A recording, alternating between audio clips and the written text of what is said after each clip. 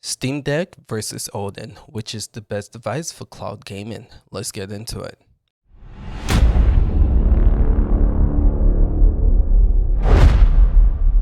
So in today's video, we're going to be comparing the Steam Deck and we're going to be comparing the Odin, and we're going to be taking a look at which device is the best device for cloud gaming. So to get started, we're going to take a look at the design. All right, so we're going to get started with the Steam Deck here. We're going to take a look at the design.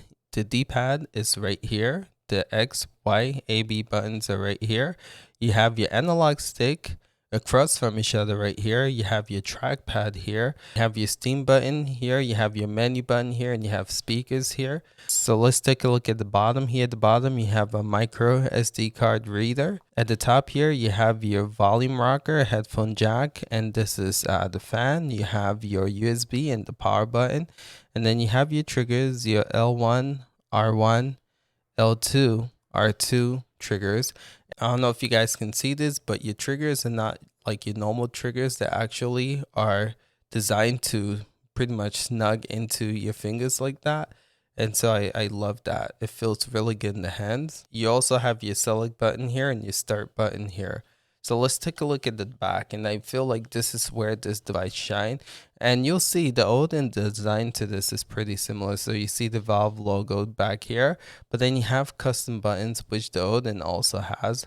But then this grip right here, I don't know if you guys can see this right here, but this grip, when you hold this device, it feels really good in the hands. And I think Valve did a really great job with this design for sure. And it feels real light. As big as it looks, it actually feels real light. So I'm a big fan of the design of this. All right, so next we're going to take a look at the Odin. As you can see, here's your D-pad, your Y, X, B, A buttons here.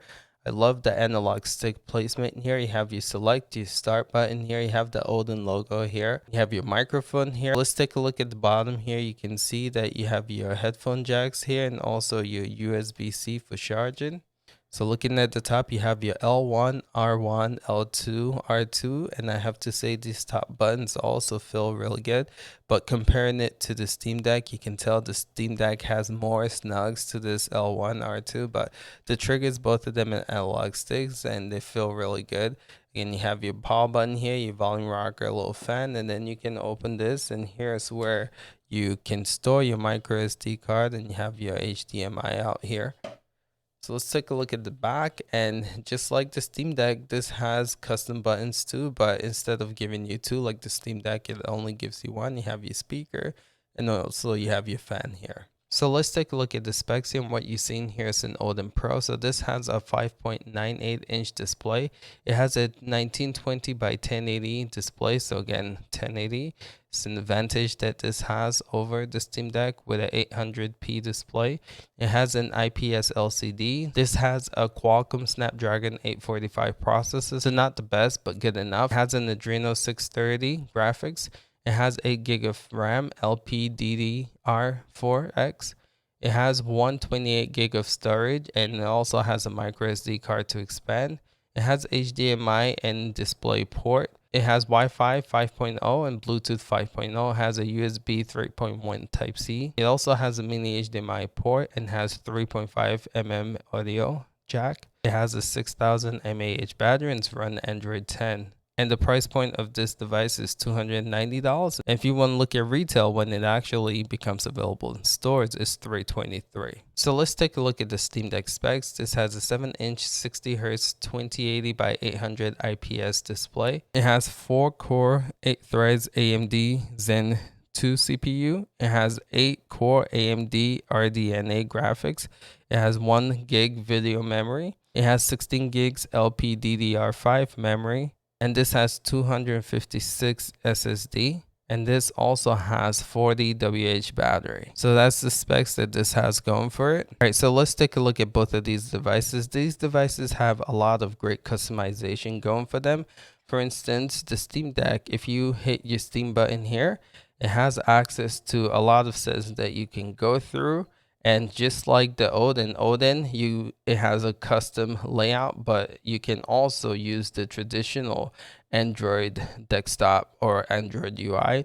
So here, if you come here and you switch to desktop, you can also have a computer-like experience here as well using Linux. So it's pretty interesting how They are both different OS, but kind of similar when it comes to functionality, to where they both have custom UIs, but at the same time, you can get more in that if you want to really take advantage of the operating system here. So like I was saying, when it comes to just custom UI, you hit this button here and you have access to some other settings too, just like the Odin, which I'll showcase here in a bit.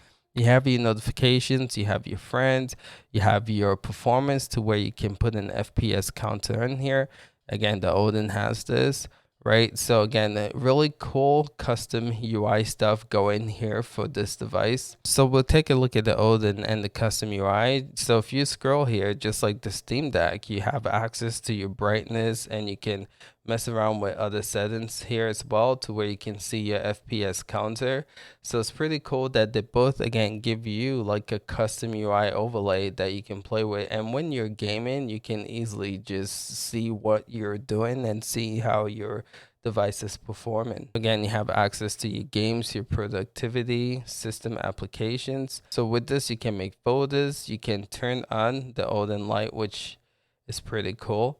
And you can do this. Something that the Odin has that the Steam Deck doesn't have is this cool lights here. So again, some custom UI stuff that you can play around with here. You can set folders to where you can store your games on here, store your system application on here. So you got some settings to play along with here. All right, so something that I didn't showcase previously when I was going over the UI is the fact that you can actually just use normal Android on here, just like with the Steam Deck, how you can use Linux. With Odin, you can use Android. But we're going to test out some cloud gaming stuff. We're going to start with Google Stadia here and show you guys how well these services performs on here. So we're going to pick Google Stadia again. We're going to play Destiny, get right into this and showcase this up a bit. So when it comes to cloud gaming, they both have the perks, and I would say for the Odin, something you've seen here is how beautiful this display is. Again, something that this has over the Steam Deck is the fact that this has a 1080p display. Yes, it's smaller with a 6-inch display, but the fact that you get 1080 from this is actually quite impressive. I would say when it comes to the controllers though, you see there's hardly any latency, and again with the customization that both of these devices have, to where you can see the performance of the FPS while you are cloud gaming, is something incredible. This runs Google Stadia really well. It runs Geforce Now, it runs Shadow PC, and it runs Xbox Cloud Gaming all really well.